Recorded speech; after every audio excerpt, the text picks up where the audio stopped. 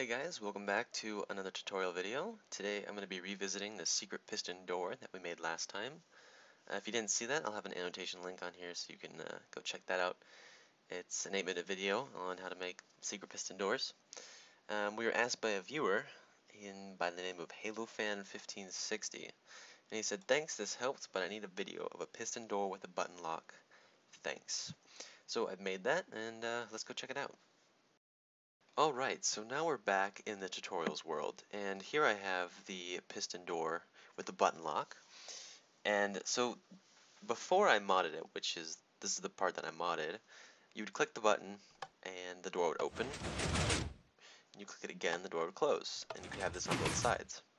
But the viewer, HaloFan, wanted me to make it with a lock, so here I have, this button is the lock, and this over here is the indicator light to let you know when it's locked or unlocked, and right now, you can guess it's unlocked, and so when I hit this button and the light turns on, it's locked. And so now it's stuck open.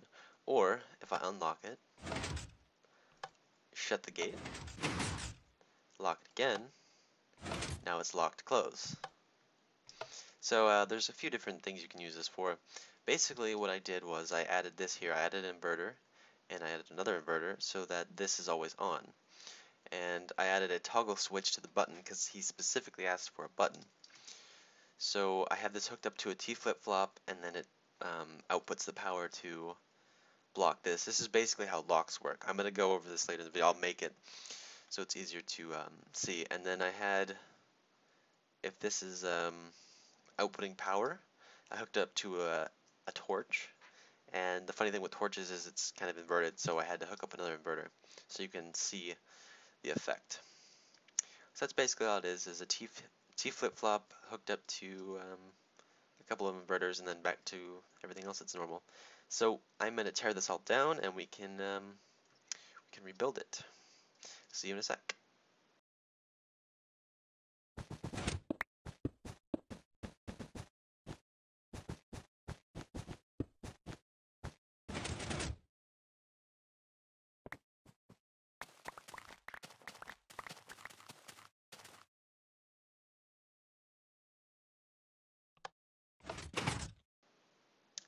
Alright, so here it is in its natural state, which is what I did before I was asked to make this. And this is what it did before. You'd hit the button once and it would open, and then you hit the button again and it would close. But we were asked to make a lock. So the first thing I'm going to do is I'm going to add the 2 inverters. And the reason I'm doing that is to create an on pulse in the middle. So that way if we power it, it can't change. So the theory behind this is when I hit the button, this torch will turn off and then this strip of redstone wiring will be unpowered and then it'll continue on going that way. So if we hit the button, we can see this turns off and then back on. But the way the lock works is if there's power from this torch, let's say, now it's locked because no signal can get through because this is blocking it. So we can turn this on and off.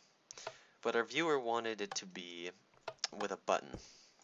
So with a button you have to toggle on or off. So now we need to add a T flip-flop. So let's add the lock over here. And so here's going to be our lock. And we're going to have the power come over here, and this is where we're going to build the T flip-flop. You can use either normal pistons or sticky pistons or either or, it doesn't really matter. So this is how we're going to set up the building area. So right here is going to be open, and we need a piston here and a piston here. So one here, and let's add a sticky piston over here. Oops. Alright, so now it looks like this.